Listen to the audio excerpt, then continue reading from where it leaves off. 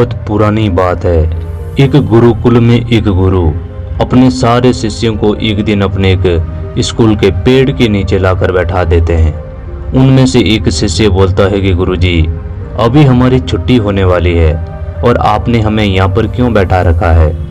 तभी गुरु एक काला बोर्ड लेते हैं और उस पर लिखते हैं कि अच्छा बोलना कैसे सीखें। सारे शिष्य आश्चर्य में पड़ गए कि आज ये कौन सा विषय पढ़ाया जा रहा है।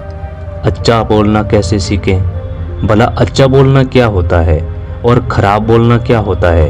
तभी गुरु ने शिष्य को कहा कि जो मैं बोल रहा हूँ उस बात को ध्यान से सुनना होगा और आज ये विषय खत्म करने के बाद ही आप लोगों की छुट्टी होगी। इसीलिए मेरी बातों को ध्यान से सुने, क्योंकि मैं बीच में किसी को भी उठाकर ये पूछ सकता हूँ कि मैंने क्या बोला है। ये बात सुनकर सारे शिष्य अपनी अपनी जगह पर आराम से बैठकर गुरु को सुनने लगे और गुरु ने कहा कि जैसा कि नाम ही स्पष्ट है, अच्छा बोलने का मतलब सिर्फ बात करना नहीं होता, बल्कि इस तरीके से बात करना होता है कि बात बिल्कुल साफ साफ तरीके से सामने वाले को सुनाई दे और समझ भी आए।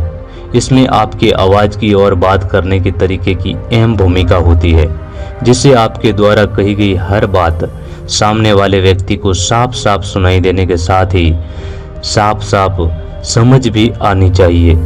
वैसे भी अगर आपकी बात किसी को समझ ही नहीं आएगी तो उसे कहने का क्या फ़ायदा होगा। लोग अपनी बात सामने वाले व्यक्ति को ठीक से नहीं कह पाते या समझा नहीं पाते, उन्हें समाज में निंदा का भी सामना करना पड़ता है।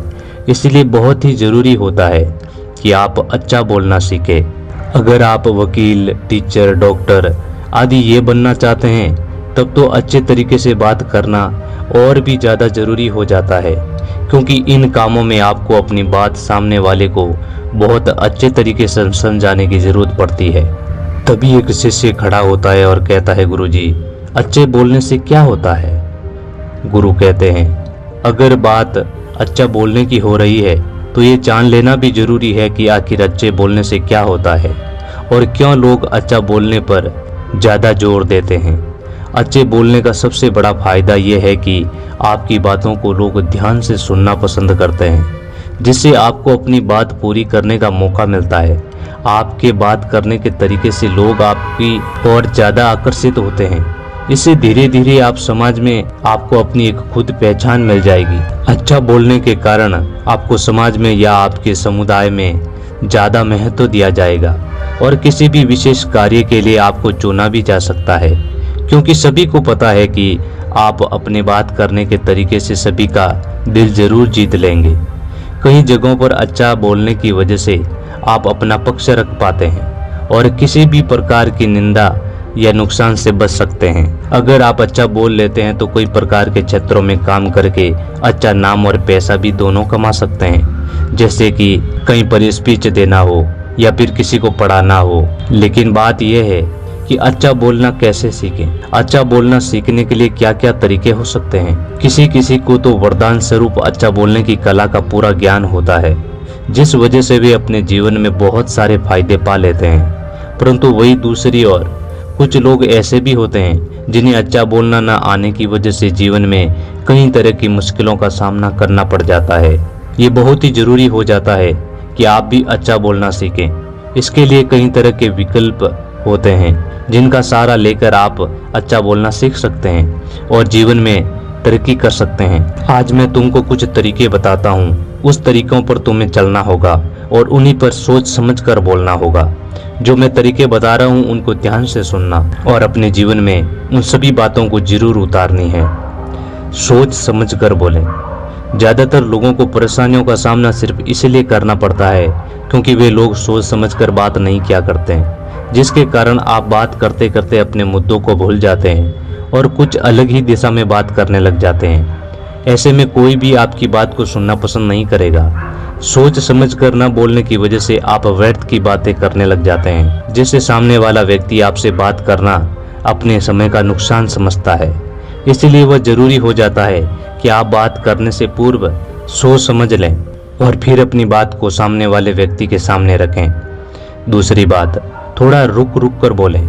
कई बार देखा जाता है कि कुछ लोग बहुत ही जल्दी में बात करते हैं, जिससे उनकी बातें लोगों के सिर के ऊपर से निकल जाती है और कुछ भी समझ नहीं आ पाती। अगर कोई भी व्यक्ति इतने स्पीड से बात करेगा तो उनकी बात समझ पाना वाकई में मुश्किल हो जाता है। इसलिए हमेशा ध्यान रखें कि जब भी किसी से आप बात कर रहे हो तो थोड़ा रुक रुक कर सामने वाले से बात करें, जिससे कोई भी व्यक्ति आपसे बात करना पसंद करेगा। तीसरी बात है, सामने वाले व्यक्ति की बातों को सुने और समझें। अगर आप अच्छा बोलना सीखना चाहते हैं तो ये भी बहुत ज़रूरी हो जाता है कि आप सामने वाले व्यक्ति को भी बात करने का मौका दें। दोनों लोगों को बात में आसानी हो जाती है और सामने वाले व्यक्ति को ऐसा नहीं लगता कि आप सिर्फ अपनी ही बात करना पसंद करते हैं। अगर आप सामने वाले व्यक्ति की बात ही नहीं सुनेंगे तो अगला व्यक्ति भी आपसे बात करना नहीं चाहेगा। अगर आप अच्छा बोलना सीखना चाहते हैं तो सामने वाले व्यक्ति को भी सुनना और समझने का प्रयत्न अवश्य जरूर करें। चौथी बात, सामान्य आवाज़ में बात करें। अच्छा बोलना सीखने में आवाज़ ही एक महत्वपूर्ण भूमिका निभाती है। जैसे उदाहरण के लिए, अगर आप किसी से ज़रूर से ज़्यादा ऊंची आवाज़ में बात करोगे तो वो भी आपके लिए अच्छा नहीं है, क्योंकि ज़्यादा ऊंचा शोर क्रोध की निशानी मानी जाती है। ज़्यादा जोर से चिल्लाने वाला व्यक्ति से कोई भी बात नहीं करना पसंद करता। ठीक उसी प्रकार अगर आप बेहद ही धीमे शोर में बात करेंगे तो आपकी बात सामने वाले व्यक्ति को सुनाई नहीं देगी, तो आपसे बात करने का कोई मतलब ही नहीं बनेगा। इसके अलावा कई बार धीरे बोलने वाले को कमजोर या डरपोक समझकर कम भी आंका जाता है। इसलिए बात करते समय आवाज़ का स्तर सामान्य रखें, जिससे आपसे बात करने वाले व्यक्ति को कोई दिक्कत ना हो। पांचवी बात, साफ साफ बोलें।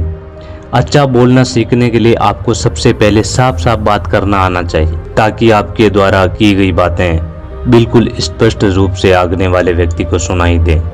क्योंकि आपके द्वारा कही गई बात को समझना तभी आसान होगा जब आप किसी से भी साफ साफ लफ्जों में बात करोगे। नंबर 6, एक ही बात को बार बार ना दोहराएं। एक ही बात को बार बार दोहराना भी गलत माना जाता है। ऐसे व्यक्ति की बातों को व्यर्थ समझा जाता है। जब भी किसी से बात करते हो तो एक ही बात को बार बार ना दोहराया करें। एक बार में ही अपनी बात को सही तरीके से कहने का प्रयत्न करें। नंबर 7, ज़्यादा लंबी बात ना करें।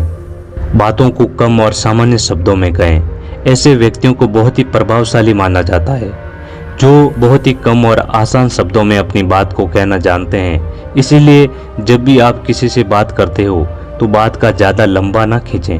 इससे सामने वाले व्यक्ति आपकी बातों को सुनना ही नहीं चाहेगा।